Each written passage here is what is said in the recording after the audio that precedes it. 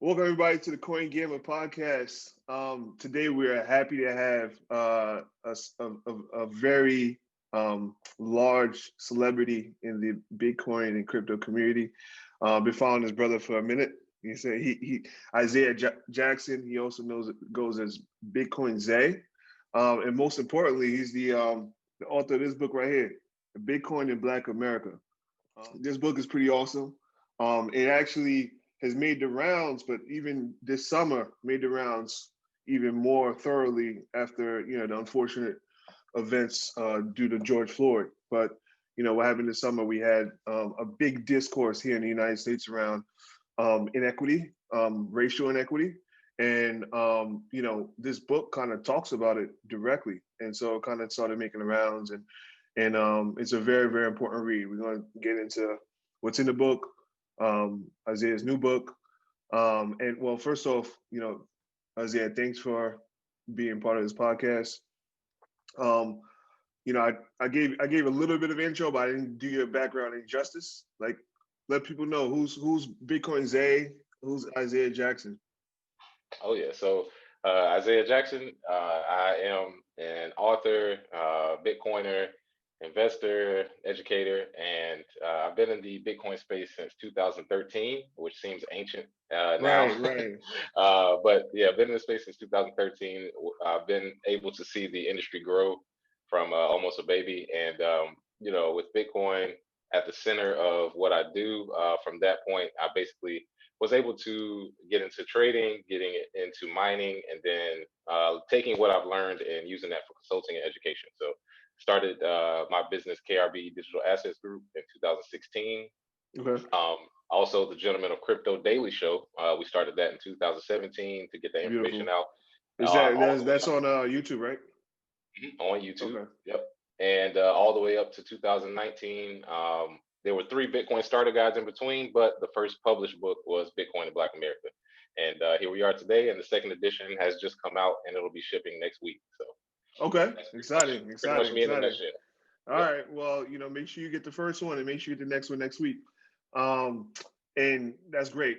So I read your book, and you talked a little bit about your background prior to entering into the space full time. And you were a teacher, was it? Yep. I was a high school When, teacher, okay. fresh out of college. I was Okay. 23. I had a 20-year-old student because I was teaching high school. So it was a great experience. I come from a family of teachers, so it wasn't anything Okay. really new. Sure. It was, however, a whole different landscape. The last time I was in high school, it was right before No Child Left Behind had been passed. Right. So since then, schooling has turned away from what it was before to now it's just test based. Pass the test, moving forward. Pass the test, moving forward. So, That's crazy. um, yeah, when I came back, it was a pretty different experience teaching high school, but I'm glad I had it, and it basically showed me I don't need to teach in public school anymore. I'll find my own way to educate people, and Bitcoin's Right. been that Right. for me. Right. Well, unfortunately, too many of our people are kind of dependent on the public school. So hopefully that could be improved. But that's what's up, man. So I mean, let's get right into it. Bitcoin Black America. Why did you feel like you need? Obviously, you're a person of African descent, but other than that, like that doesn't really mean that you feel the need to kind of educate Black people or even write a book with this very targeted title.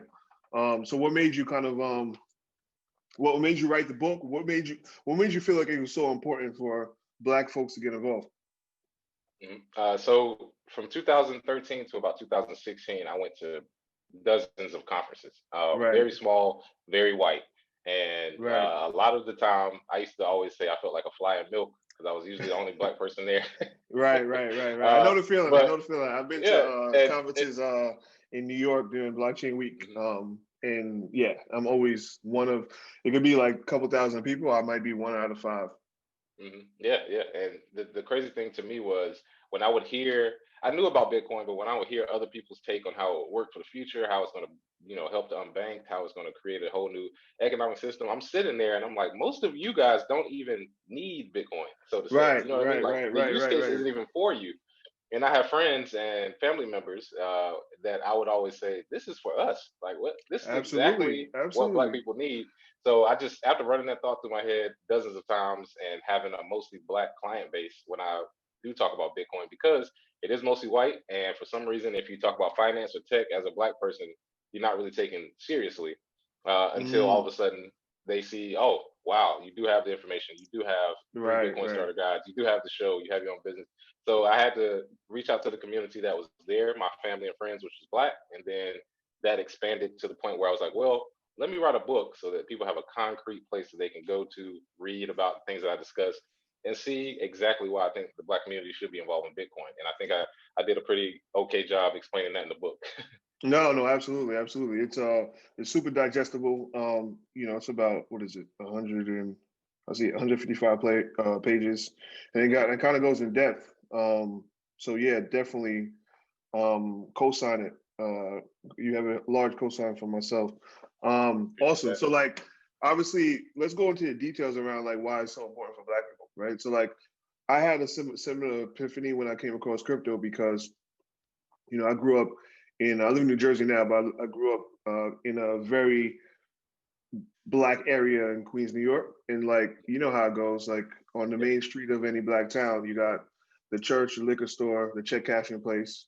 Hmm. And that's you don't really have banks, you don't really have grocery stores, etc. Right. And obviously that check cashing store does a lot of things. It cashes checks, it has the Western Union for the people that send money back home if they're West Indian or African or whatever. You got the and then you got the payday loans, which is crazy, right? Yeah. And then like, Sharks. yeah, yeah. So like, I'm assuming you saw something similar, like as far as like just being underserved by the banking system, and how this could kind of offer us an opportunity to kind of exist outside of it. Oh yeah, yeah, absolutely. And I live in, or when I started, I was living in Charlotte. I'm from Charlotte, which is Hmm. the second biggest banking city in America. So Right, one of the biggest, hurdles to get over was the fact that everybody here either works for a bank or has family that works for a bank. So in their mind, they're like, well, this is an institution that's not going anywhere. It right, helped right, Charlotte right, improve so much. And then here we are, 7, 8 years later, and I talked to those people and I was like, so how much did those banks improve your life? They didn't really. not at What they all. did is they brought money here, which sort of gentrified out all of the black areas, which pretty much gone. Hmm. Which I predicted way back then. I was like, they're on the Right. way. Trust me, these New Yorkers coming from to work for Bank of America, and they It's coming to Charlotte for the what yeah they for the call cheap prices. what do they call these up north people that come down south years ago? It was carpetbaggers, Carpetbaggers, carpetbaggers. yeah, yep. And I mean, I call Charlotte the sixth borough because there's so many people from New York that came here. And you That's get a crazy. discount on prices, discount on housing, and most of the people moving were white. So that sort of moved the black community, a lot of them, out of Charlotte. So I saw it Right. firsthand. And like you said, I grew up in food deserts, grew up in places where there's nothing around but a cash checking and a corner store. Of So course. with Bitcoin, what I imagined was from a brick and mortar standpoint, a lot of these communities may not be able to be saved right now by Right. black people, but digitally we can create this sort of economy and digital landscape where no matter where we are in the world, we can always work with each other because Bitcoin, Absolutely. as its base, helps there. So, like you said, people who have West African or West Indian or African descent, people they send to, we don't need to be there to be a community. And I Right. often like to say, like I say in the second book, we built communities that were great, and we still do. We still have some. White people came and burned them down. Black Wall Streets, if you're not familiar with that, but you can't burn down Bitcoin. So Right. Right. Right. Right. that's why I think it's a good solution. Yeah. Actually, funny enough, and the reason why I want to bring this up because I actually just ended up when I was looking at how long your book was, I ended up on this page around opportunity zones. So like, not to go too much of a tangent, obviously right now, for those, who don't know, we are recording this on November 5th in the US. We currently do not know who our next president is. And for black people, the black people for whatever reason, well, not for a reason, but are really invested into this presidency, and like what happens next. I know you have some strong opinions about like the involvement into the president. We can talk about that. But one debate that's ensued amongst people within our community is like, what has Trump done for Black people, right? And one thing that he's done is opportunity zones, and like that's something that I think you touched upon in your book. Like, what are your opinions around that, and what are your opinions on that? I guess specifically opportunity zone and whether it actually makes an impact in our communities and for us. And then high level, I guess, some of your opinions around like the presidential election and kind of like where that's going to put Black people in the Oh future. yeah. Yeah, so I think Trump is not going to help the Black community do anything, but I think he will create a system, an economic system. He already has, where you can help yourself, and I think Right, that's where people get tripped. People get tripped up when some people try and go for him. With more government, that's less self-reliance, which you're right, depending on more people. So I've never really been a big fan of that. Never been a big fan of either parties, but with the Trump side, what I've seen over the last 4 years is it's basically like, well, I'll create a way for you to help yourself. I'm not going to help you. So right, if that's hurtful to you that nobody wants to help you, then as an adult, you got to take a look inside because that should actually right, be like, all right, well, cool. Then I just need to do what I need to do to make it. And I think opportunity zones is one of those things where nobody's really going to help Black people buy these areas that are mostly impoverished. right, However, if you have the means to do it with opportunity zones, you could actually put your money into these opportunity zones, have a store of value, and because Bitcoin to me will be the standard for which everything is off of, we can have brick and mortar um, type places, opportunity zones because of Bitcoin and the value that it brings to our community digitally. So it's sort of looking towards the future while working in the present, which is why I wrote that chapter because you always want to be looking forward, but I understand a lot of those tax breaks and people that have the money will be mostly white. I already know that, but absolutely, I'm not going to just say, oh, I give up because it might not be mostly black people. You still got to keep pushing. absolutely. So, cool. Let's switch gears a bit back to Bitcoin. So, you've been in the space since 2013. You're an educator. You obviously have been spreading the gospel, Bitcoin gospel amongst Black people. And like for me, I've been involved in the space, but like specifically, I remember 2017. Obviously, Bitcoin was on the run. Um, Hmm. well, it's on the run right now. So while we're recording, I actually just hit 15K, but it went through a crazy run on in 2017. And like I remember that time, especially this time that year around Thanksgiving, like you couldn't like Bitcoin was topic du jour on every Thanksgiving table Hmm. during that dinner. And I think at that time it was super easy to kind of get people involved because people saw it as a get rich. Obviously, 2018 happened and it kind of Hmm. just crashed and it kind of went through a long low, right? And now we're kind of getting Hmm. out of it this year.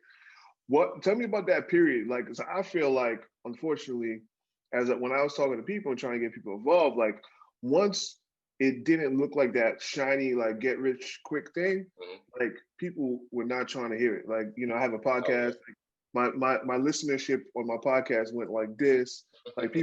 people hitting me up, like, hey, like you still talking about that Bitcoin thing? Didn't it crash? Like, so tell me about. I don't know if you had a similar experience. Like, what? How was that period for you? Oh yeah. So I had a similar experience in 2014 Mm, when okay, so this is the second big bull run I've seen. So 2013 there was a big push past 1,000. right, That November. Matter of right, fact, that November is when it happened, and a lot of people started talking online. It wasn't really a big thing in mainstream media, but online, Bitcoin Talk and some of these other people were talking about. It was like, wow, this is crazy. Bitcoin is 1,000, this and that. Then it crashed to right. $200 for the next 2 years, up until 2016. I think we got past 500, 600 mark. So same thing happened. That time period was probably similar to what you're going to now, where I saw the potential for Bitcoin, but I didn't care about the price. Like I was like, Right, well, it is going down, but y'all do understand that market cycles exist. There's right, bull right. runs, there's bear season. There's ways that you can make money from this market either way, up or down. But you have to Hmm. understand that long term, when you look at Bitcoin, even the crash, if we go past 20K right now, everybody who bought Bitcoin in 2017 is in profit. So Right, you got to think that's just 3 years, which is nothing in the grand scheme right, of a storage of value. When we talk about storage of value, and Bitcoin is the best performing asset of the last decade, best performing asset this year. So when I would get pushback, a lot of times the things that would attract them was me not caring. People that right, care too much for some reason feel like, yeah, I love Bitcoin, it's great, you should get into it. And the more you talk about it, like, all right, well, whatever. But when right, somebody's like, tell me about Bitcoin, I'll be like, for what? We don't need you. And they're like, what you mean you don't need me? What you mean I can't? right. It's sort of the psychological trick, but it's just like, well, we're good without you. We don't care. You're gonna have to use it anyway. Might as well learn now. So yeah, similar stuff. And I think the next bull run will bring in a whole new group of holders, 3 years from now, we'll be Mhm. having this same conversation. Right, right, absolutely, absolutely. Let's go back a little bit. So, like, I talked about how you've had your book for a little bit of a while, but I saw it, like, you know, going through the rounds, and it's always been popular, but like it went like mainstream, at least mainstream in crypto, right? So I think you on the podcast, like you like mainstream crypto people were kind of, and when I say mainstream, non-black folks will kind of get into it. And what, like, tell me about that period this summer. Like, how was it to kind of have your book, like, where your book that was pretty much focused on a smaller group, kind of go mainstream and kind of have people that it's almost like having family business. It's almost like you Yeah. have, like, you used to having your family, just talking to your family, and then there's the reality TV show that you can see conversations that happen within the family, right? Yeah. So how was that?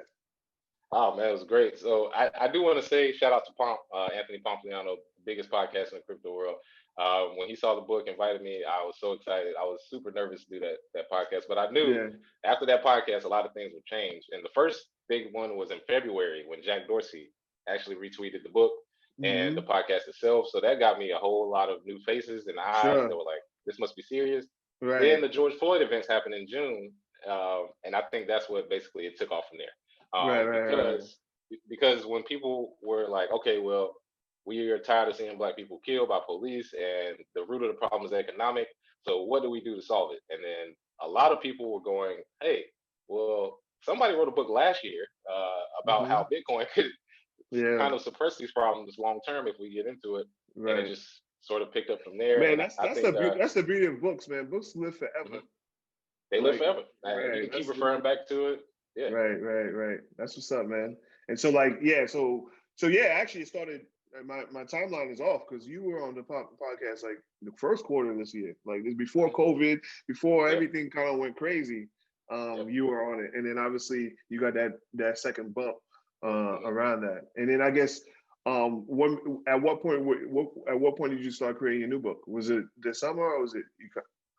Well, I started on this new book when I was writing the first one, Mm, because I've told some people I was like, this first book, I cut it. It was almost 300 pages, but I that's cut crazy. it down a lot on purpose because um, one thing I heard was from Jay-Z back in the day was like, you have to make everything on the eighth grade level.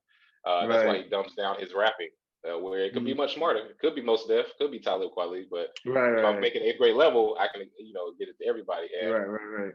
I knew that a lot of the concepts that are in this second edition were a little too complicated for beginners, and I wanted this book to be for people who just heard about Bitcoin, could walk right in, grab this book, and then learn from there. So, I started it last year, and then when the George Floyd events happened, it was almost like the last final push I needed because COVID was already a big issue, and then George Floyd events happened, and then a lot of the outreach for what can black people do started. So I was like, well, this is perfect. 2020 is the year to be involved in Bitcoin. If after this year you're not really don't really feel sympathetic for you because we have plenty of information out there now. Absolutely. That's awesome. That's awesome. Now, are you a Bitcoin maximalist? Like, all your books are called Bitcoin. Like, it could be, you could have called it Ether in Black America. You could have called it Crypto in Black America. Yeah, Your name could be Crypto Zay, right? Instead yeah. of or Zcash Zay. Like, so what are you like? What is it about Bitcoin, or are you really only about Bitcoin, or are you kind of like into the other Oh no. crypto stuff? Well, I say I'm a maximalish, meaning Okay. yeah, I mostly Bitcoin, but I know for a fact other projects are going to succeed. Right. Ethereum, Litecoin, Monero, some of the bigger projects they will succeed, and then some of the other spaces, DeFi space, and other places. There's way the Pandora's box has been open because of Bitcoin being created, Right. and I think if you start at Bitcoin and then go out, you have a much better route in crypto than starting in crypto thinking, oh, I'm gonna get rich off altcoins and then working your way back to Bitcoin. Because that can take Yeah. years and take a lot of money. I tell people that Bitcoin is a gateway drug. You gotta start Yeah, there. got to start with Bitcoin. Yeah, and from Right. there, I haven't really seen anybody not get into other cryptocurrencies at all. You know what I mean? Like I know Bitcoin maximalists, but they're usually 2011, 2012 hardened, not going to change type people, which I understand. I wouldn't change Right. too much either if I was buying Bitcoin at $1. So, Right. I mean, shit. They got a lot yeah, of paper. They have a lot of money to put behind like their hard headedness. Whereas like a lot of the new wealth is based on these other cryptos. Yeah. But yeah, Bitcoin still is the lead. Still kind of is the one Mhm. That's what's up, man. That's what's up. So like, question for you: are there any like other cryptos or any crypto projects that are kind of like have black people to come behind them that are kind of leading them? Um, So Guapcoin, okay, with Tavonia Evans, sure. she's one. There are a couple other projects. Meraki Global, which I write about in the second book. It's a Okay. payments platform. You can move from Bitcoin to fiat, fiat to Bitcoin Well, with a card. Yep. And that's in the book as well. Meraki Global. Man, it's a lot of people who are starting projects this year or last year who they're not right. developed, but yeah, they're coming. Um, Okay. so yeah, I mean it's not that many, but there is a big uptick in interest among the Black community, definitely. Right. Right. So like for me, another thing that I would like to tell people is it's important to get into crypto not only just because like it's something that you could buy, you can make more paper later.